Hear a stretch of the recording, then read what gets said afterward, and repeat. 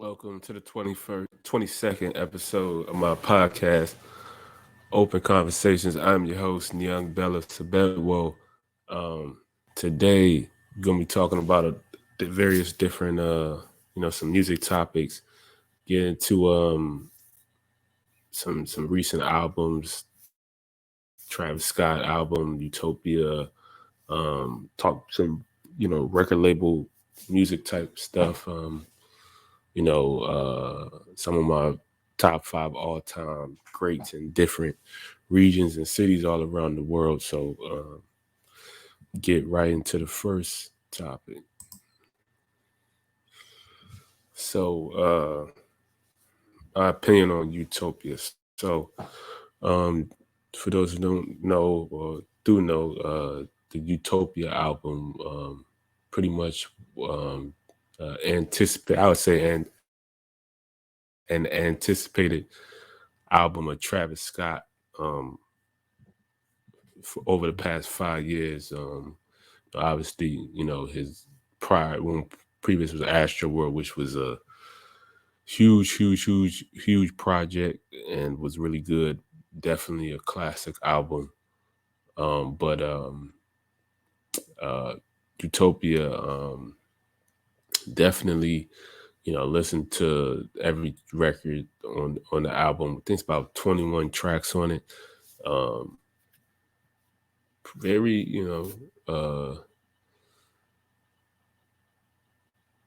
it was very reminiscent of, I think, Astro World in, just, obviously it's Travis Scott. He has his own sound and style and taste. So, you get, him in all his album. He has his own style. So it's always going to be some similarities between, his projects and how he, sequences and transitions songs and the sound.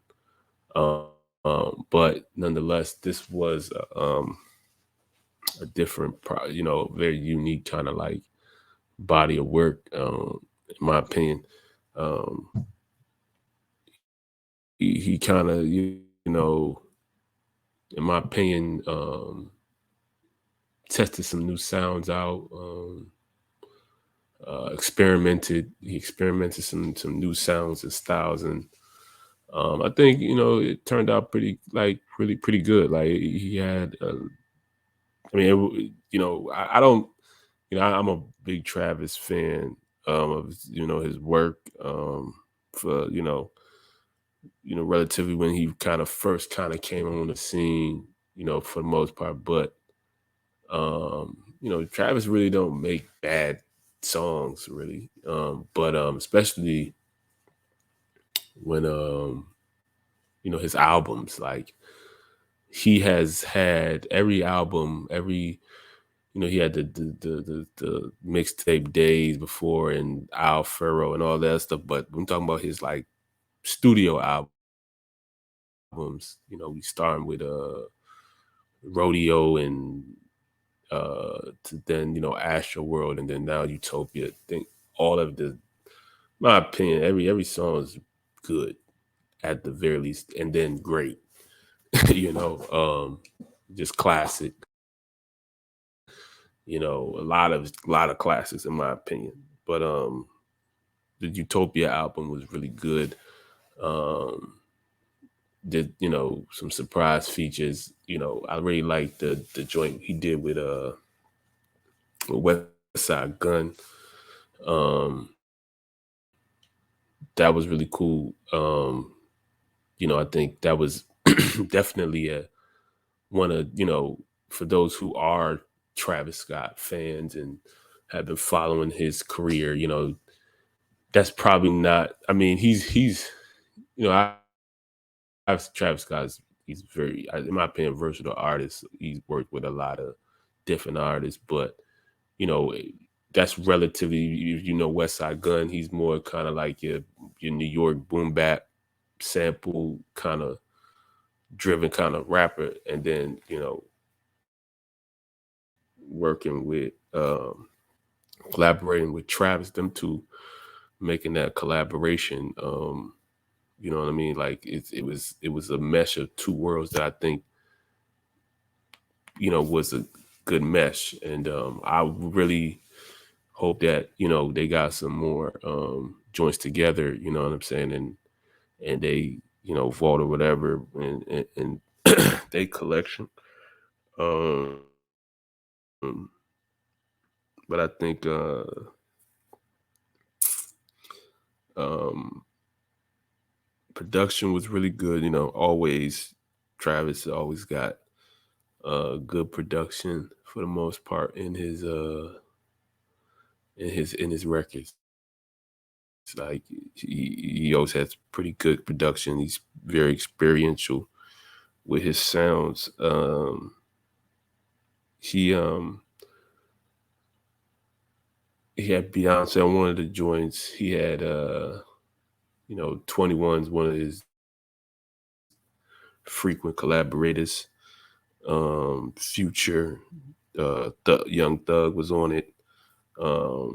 What is it? It was Playboy Cardi was on a couple joints too. Well, was on a joint, not a couple joints, but he was on a joint.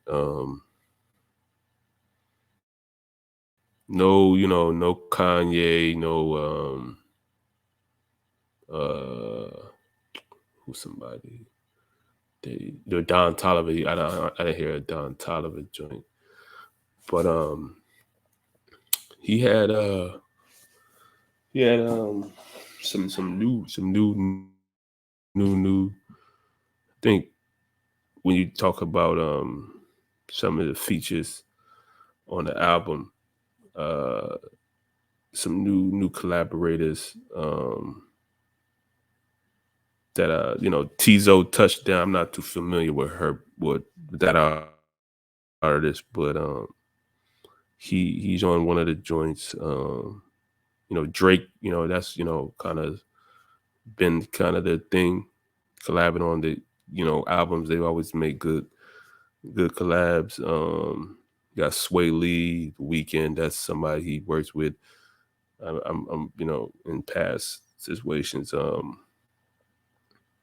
Young Lean, I believe, might be a new artist that I've one of his new collaborators. I'm not privy to him working with them. No, Cuddy, you got that joint with Cuddy. That was good. Um, yeah, yeah. So I said 20, not 21, 19 records on the joint, 19 records. But very good project to me. Um, Another classic that likely is going to be in the Grammy nominated um,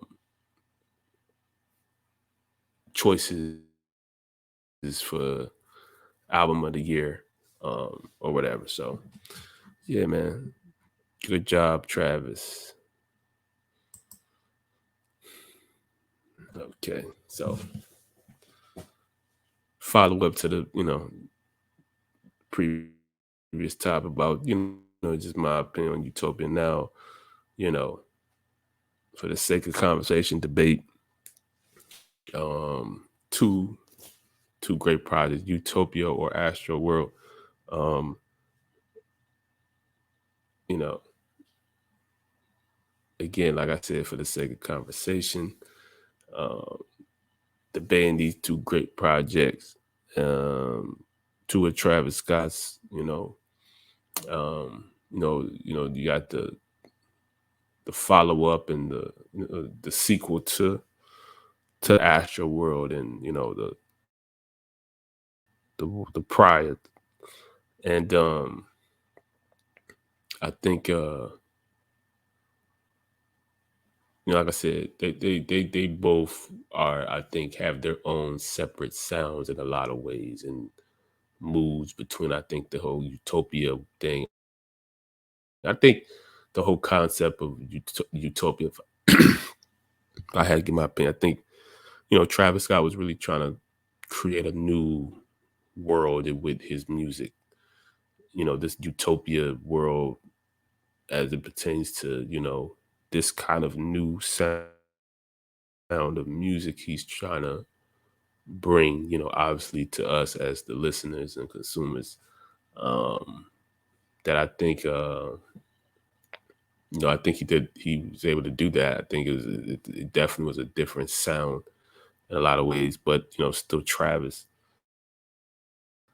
Um, and then Astro World brought its own sound as well. I think the Astro World sound was a lot more of like a like amusement park vibes, roller coaster kind of vibes.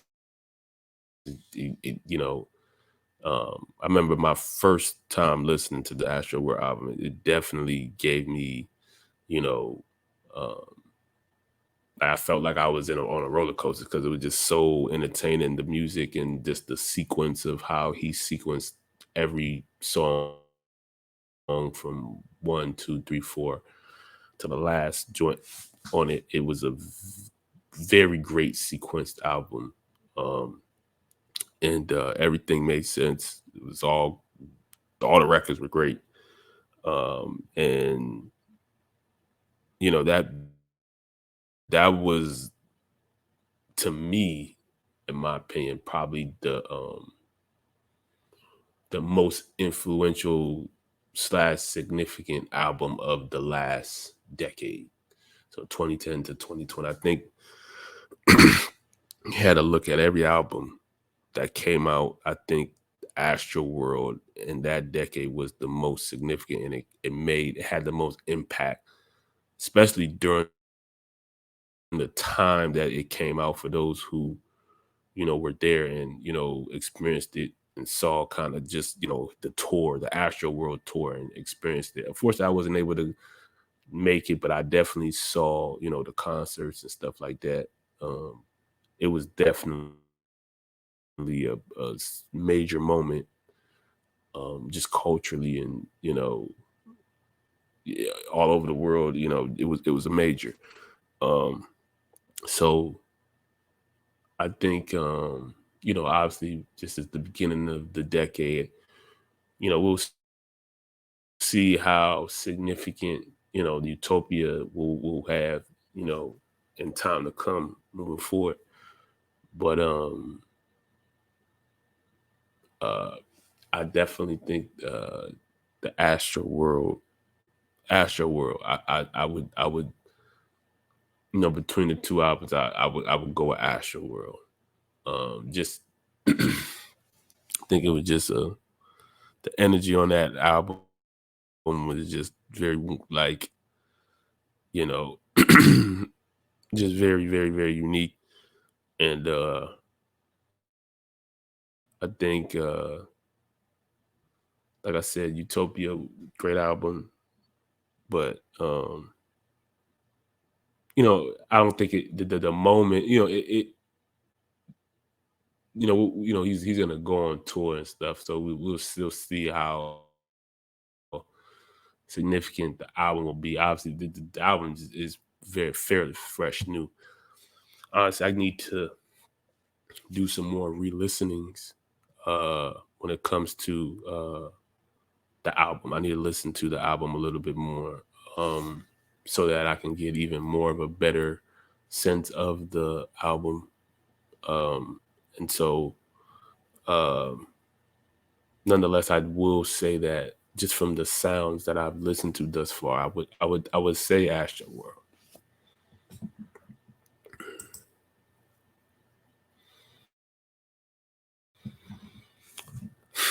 Power of music. To me, I think music is probably the most powerful energy uh, in this realm, this 3D realm that we all live in this universe, galaxy. I would say music is probably the most powerful energy that there is.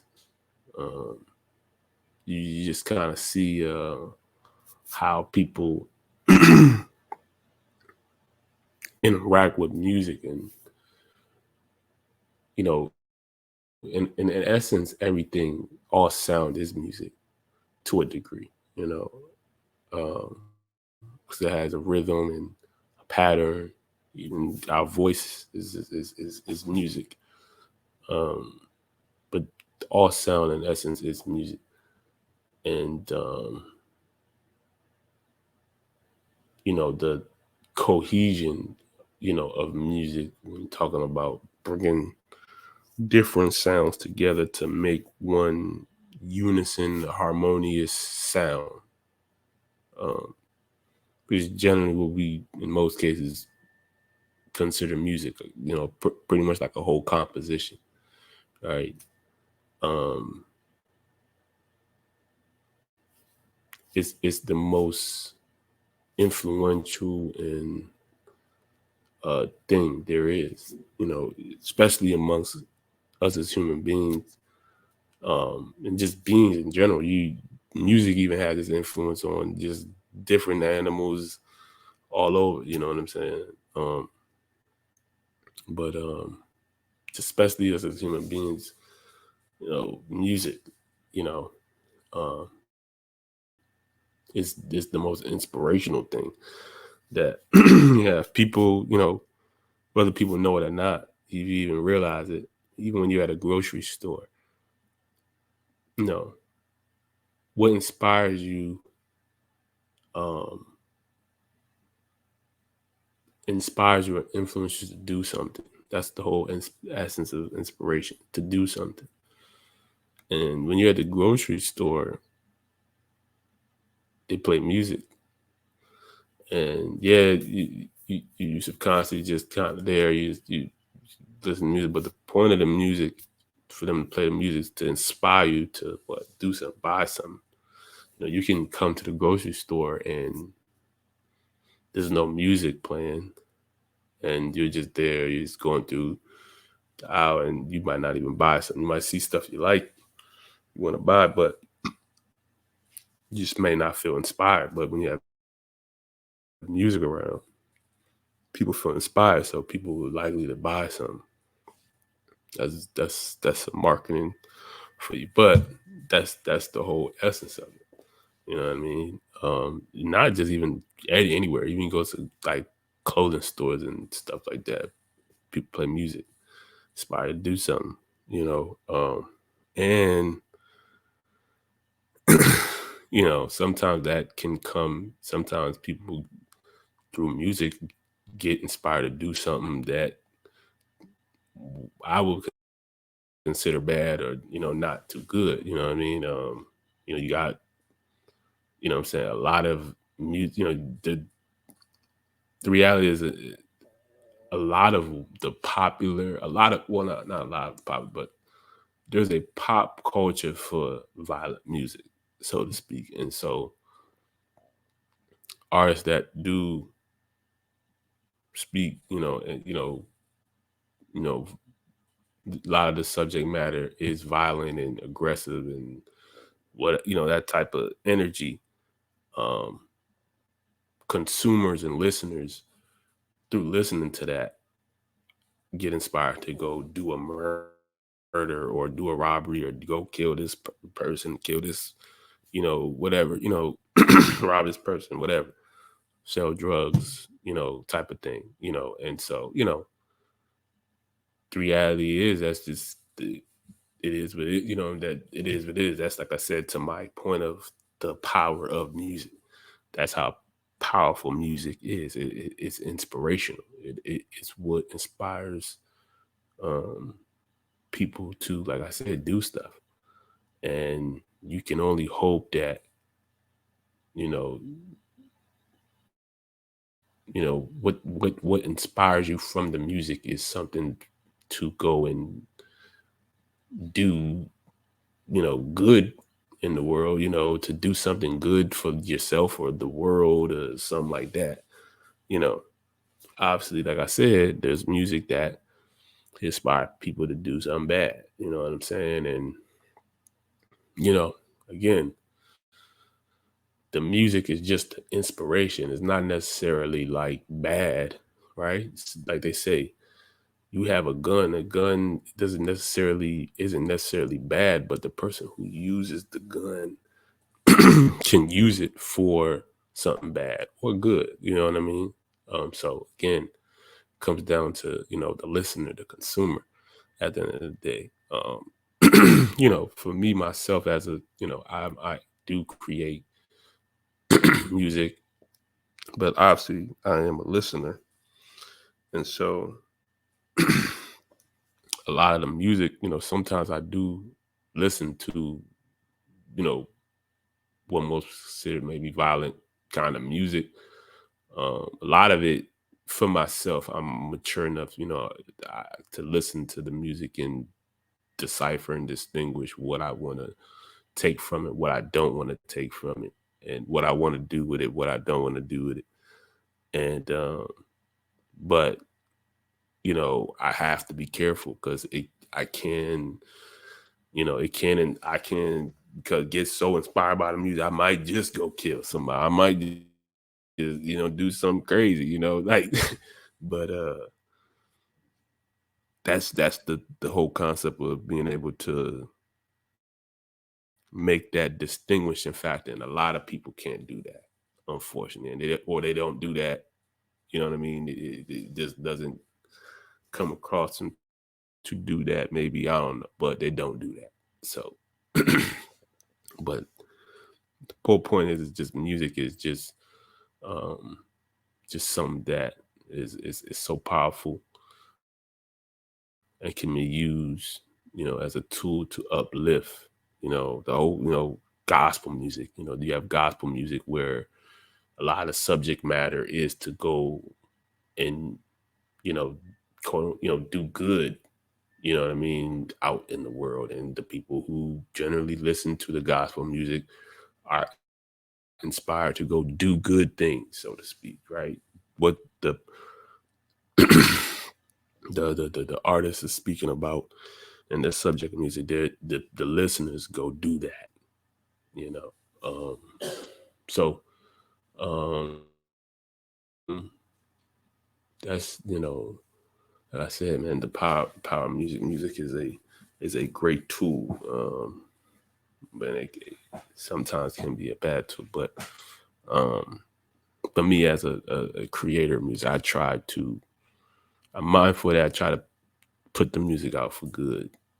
You know what I mean? Try to use it for good. Try to inspire people. I hope people who do listen to the music I make are inspired to, be their best selves. You know what I'm saying? Do, be great, whatever, you know. But yeah, man.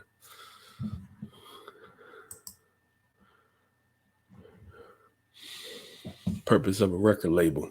Um, so I think a lot of people get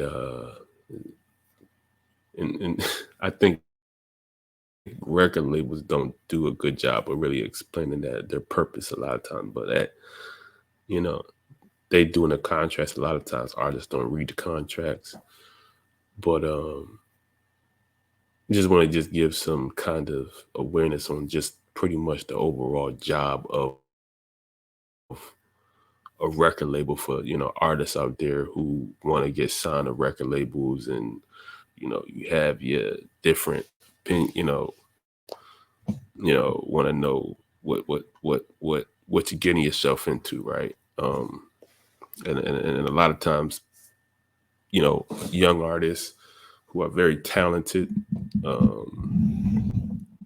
are not aware of these things. You know what I'm saying? They are just the talent. They're not the business. They're not the marketer. They're not in most cases, the people who have the awareness of how the business and stuff goes, So I just wanted to give a little bit of the insight that I have and stuff like that, as I've been somebody who's, studied the industry and done my own education and, obviously created my own music and stuff like that and interacted with people and things.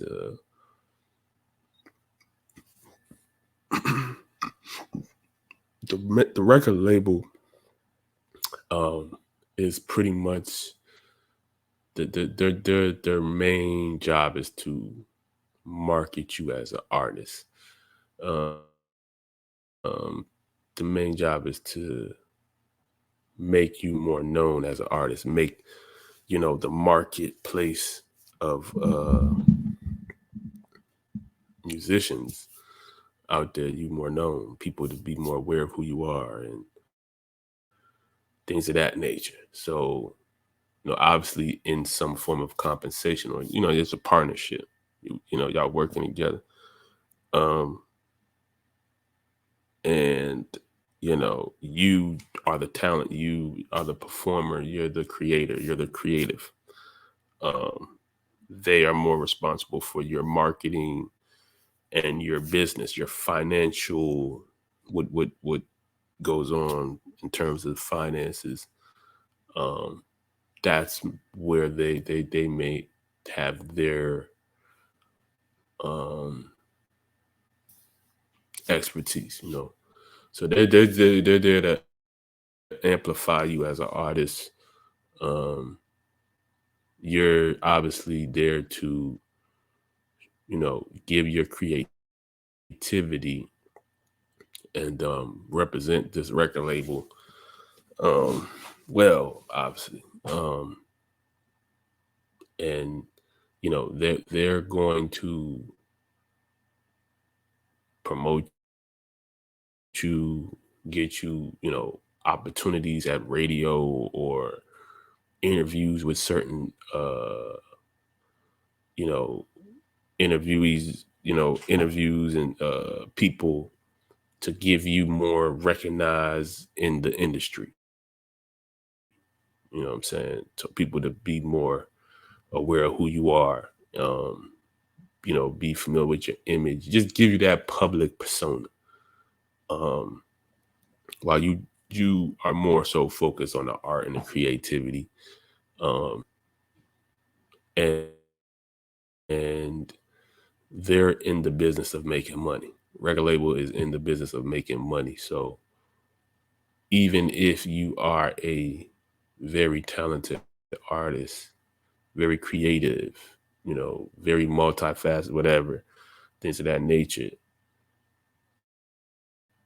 these record labels are in the business of making money. So you can hypothetically create a super dope body of work, super dope album, you know, super creative, very unique, whatever, you know, and the fact that it doesn't sell out of records, um, in this day and age, a lot of streams and things of that nature, so likely socially and in terms of the business, you're going to be seen as a, not as a failing artist, or it wasn't a successful body of work type of thing, because you didn't sell a whole lot of records and things of that nature. So that's where it gets dicey for the record label in terms of their investments. They invest in you, and they don't get the returns, even though you are a great artist, dope artist. For the sake of business purposes, they're gonna, if maybe you guys do another album or two, whatever, or however long the contract is that y'all sign, like 3, 5 albums, and they're not getting their return on the front end, a lot of times they're gonna drop you as an artist. And a lot of times, they made that bet on you, and you sign your masters over, which was the contract and the agreement in the beginning, right? And let's say, okay, boom, you get off, they drop you, you go, let's say you be independent, right?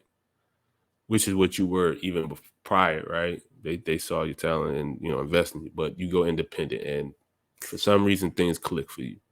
You just really just go whatever, like, yeah, whatever, things just go super up whatever. You get, super known and all that views and all that whatever.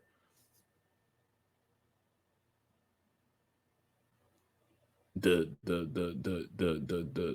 record label that you was with, they still own your masters, so they profit off you still. You know what I'm saying? So, and your new rise of fame and super, hype now, maybe, it was for you to just be independent and do, do as they say, your own thing or whatever.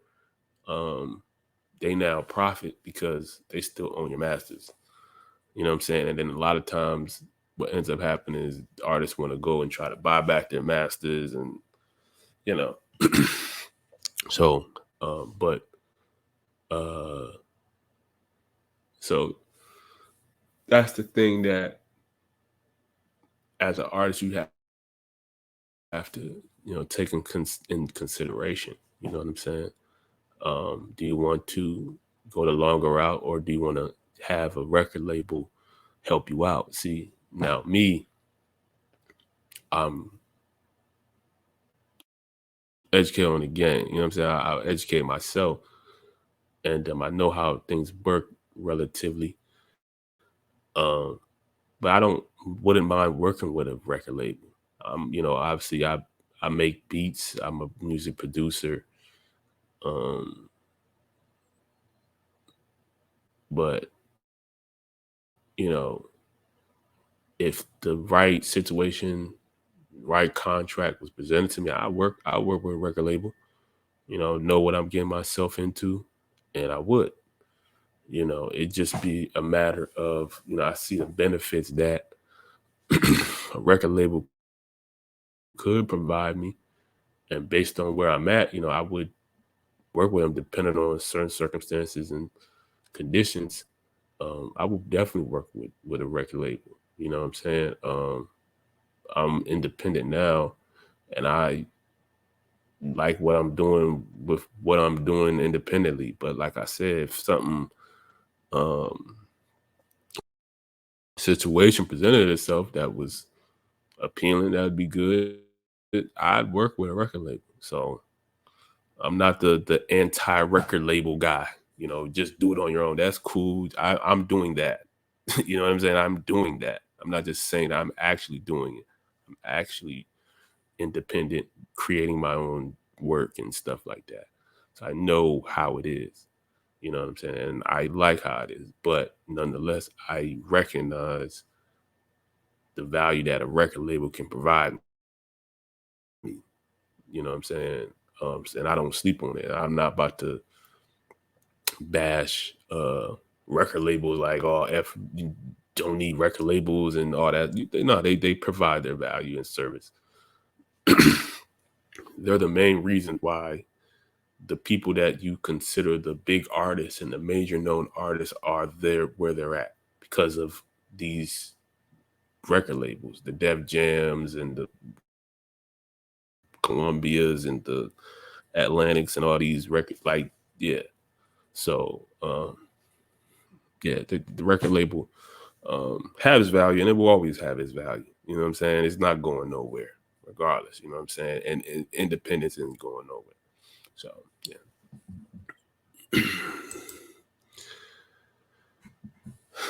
Independent artists versus record label artists.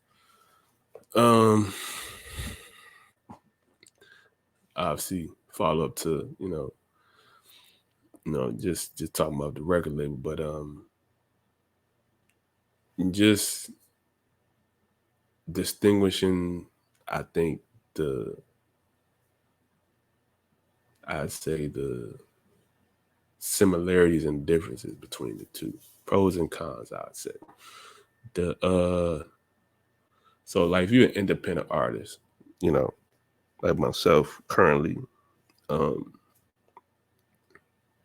DIY like I like Curtis King's work, but that's what he kind of calls independent artists. But uh, you have more autonomy. Okay. You have you have as an artist and creative, you have autonomy over your work. Okay. You have control power over your work. Um, you dictate where your music goes, how, who gets it, for what reasons, whatever, this, that, and the third. Um, you get the full on money that you get from your music. You know what I'm saying? What you sound like, whatever money you get everything. Um, but at the same time, you have to be responsible for everything in terms of you as an artist and promoting yourself and getting yourself, as they say, out there and things of that nature. You are responsible for that. So it's, pros and cons, know, in that aspect. You know what I'm saying? You can really, really eat, or you can really, really, really struggle, but I mean, at the end of the day, the whole struggling aspect will always be there, whether you are just getting started in the middle or the end or whatever. The whole struggling aspect, challenges is going to be there regardless. So, um, just work through it. But that's the thing with being independent. Um, Obviously, if you're a record label artist, um, you you don't have that much autonomy. You don't have that much control over where your work goes and what songs get on your album per se, and this, that, and the third. You don't have as much autonomy over your work. But uh, you have a lot of people who are helping you.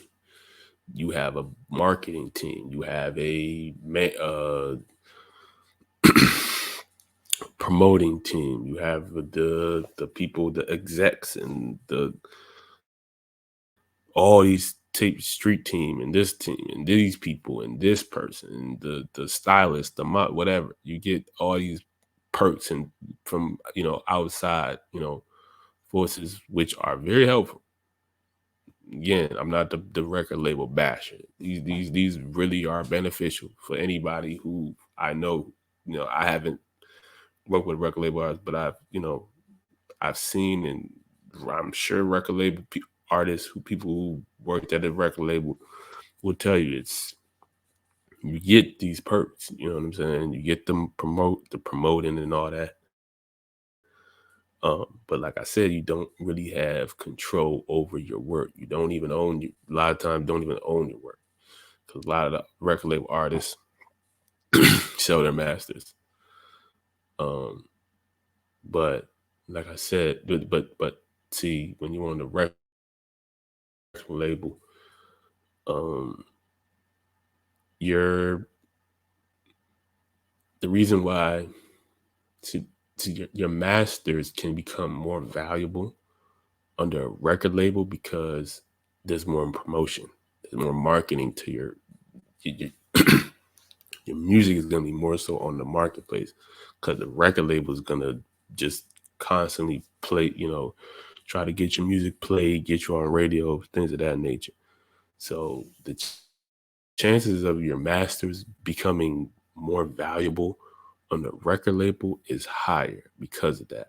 But like I said, most of the time for the record label artists, they don't even own their master. So it just helps the record label.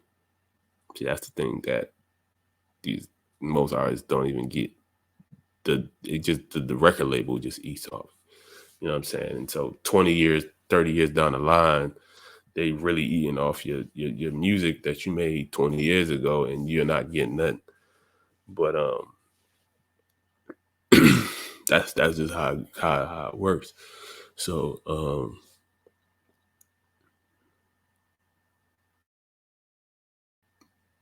as an independent, you don't have that promotion. Your masters and your music competitions aren't gonna be really worth anything, quote unquote, because it's not getting as much market play and value, all that type of stuff. Um, so that's the whole thing with being a independent. Your marketing, your promotion is completely up to you. Totally, it's not anyone else. You know what I'm saying? Can't have any like um real. No one else holds any real responsibility. Your family, your friends, whatever. They don't have any responsibility for that. Unless you hire them and you have a team and you're working with them and stuff like that. You have a small group and people paying certain people do this and that. Um, then it's like you have a small group of team. And that's mostly what end up happening with independent artists. You end up having a small group of people that you hire and um, promote your stuff and get your stuff out there, whatever. But that's the main some of the main key differences between the independent and the record label artists. Nonetheless, you both artists, two different circumstances and conditions. Like I said, both pros and cons on both either side, so to speak, or whatever. But uh yeah, so that's just me just giving just a breakdown, some different, giving some understanding of the two.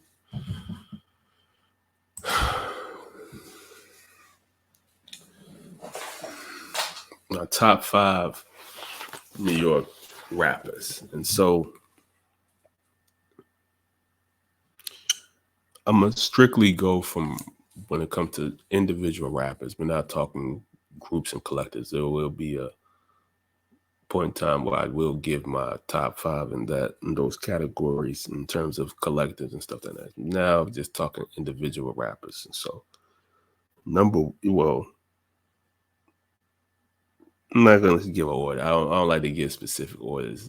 Well, when I will, if I do, I'll mention it. If I don't, I'll just say just no order. But I don't have a specific order for this. I'm just going to start off with Jay-Z. Jay, one of the most, and I'm going to just set my criteria. Give my criteria. This is style, rapping ability, capabilities, and cultural influence. Okay, this is where I'm judging this is my criteria. I'm giving y'all my criteria because people just say stuff and they don't give no criteria. So I'm giving you my criteria as what I'm basing this off of. And so, like I said Jay-Z, starting Jay, influence, one of the most influential, just not just in New York, all around the world, and just how he, has represented himself, musically, business, entrepreneur, and all that type of stuff. Been one of the major influence, style, one of one, just being a rapper who can just kind of come off the dome and make total sense in his raps. His dressing style. A lot of people dress like Jay, during his time, and just how he moves, and like all that kind of stuff. Very impactful. You know what I'm saying, with the S. Doc Carters and the Rockaware, and just so forth and so forth. To me, you gotta I'm gonna put Jay in there, and then Nas, um, lyrically, just the baby, the greatest ever. Um, Still sounding fresh to this day. Um, 29 years into his first debut album, Aomatic, to, still fresh on records. No, it's not like, oh, it still sounds timeless, when he makes music now, and it blends in with the times. He's worked with, producers of that era when he first came out in the 90s and was sounding dope. He's worked with, producers in the 2000s, the 10s, and currently the 20s, and still sounding dope. And that's really what I mean. You know what I'm saying? When I say he just still managing to just sound timeless on his records and fit the times. Not only be timeless, but fit the current state of times that he's in. And so, and then, culturally impact, he's somebody who's impacted the culture in a lot of ways. Um, again, much like Jay with the entrepreneur, and, with the mass appeal and, the sweet chicks and all that kind of stuff.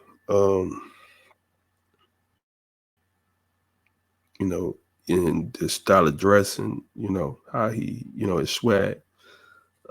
Yeah, so I gotta put Nas in there. Then gotta go Biggie. Uh, just punchlines, his rap style, and uh, the albums. Ready to Die. My top 5 rap albums all time. Um, Biggie was very influential, and obviously culturally, how he moved his swag. A lot of the things he was saying, name dropping his raps, people was like, picking up on even to this day. Um, his style, Coogee, and his swag, very, very, very influential. And Yeah, I just gotta put Big in there. Then next I'm gonna go with 50 Cent. Um, had one of the most anticipated debut studio albums culturally of all time, not just in hip hop and just music, and Get Rich or Die Trying, and you know, I was my first CD was The Massacre. His second joint, his second studio album. I got that. Um, but um, his, I've always liked 50's. He's well rounded. People don't really give him that much credit. And versatility in his style, where he can make the club records and the love songs and the conscious, 50 could be, make them conscious joints too a little bit. It may be a bit aggressive, but he could be conscious. You know what I'm saying? And his joints, he got them type joints. You know what I'm saying? I think people sleep on 50 on that type, but 50 do. Then he had the G Unit, with the clothes and that whole movement and what he's doing with the production, with the movies, with the powers and these trilogies, BMFs and all that. Super, super, super dope, man. So I got put 50 in there.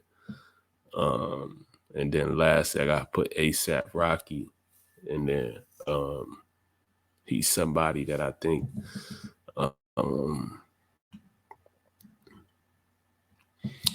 he's definitely somebody that I think is very, I was a big fan of him, early when he came early out, mainly in what 2012, 2011, his first mixtape, and then his studio projects have been pretty good, and um,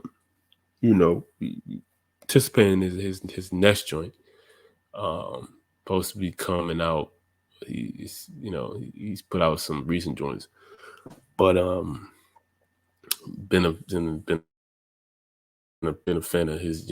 He has, ASAP Rock has a pretty he had a unique flow a lot of times in his music. That's ASAP Rocky type thing, and I appreciate that about him as an artist. And he got some dope flows, and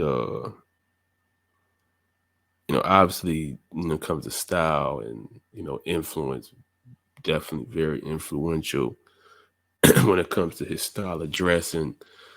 Some of the brands he's name dropped over the years and stuff, and people you know gravitating towards it, wearing it and stuff like that.